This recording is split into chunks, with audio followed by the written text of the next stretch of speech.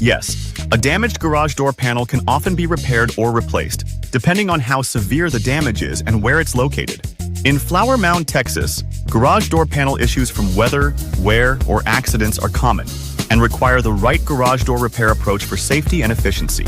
Cosmetic damage like dents or scratches can usually be repaired with sanding, repainting, or realignment if the panel structure is still intact.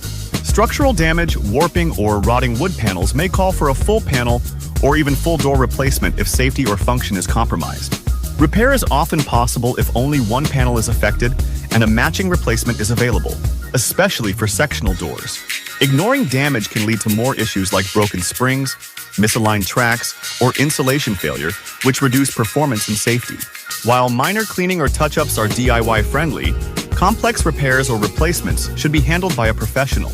Timely garage door repair in Mound, Texas ensures curb appeal, safe operation, and long-term durability for your garage door system.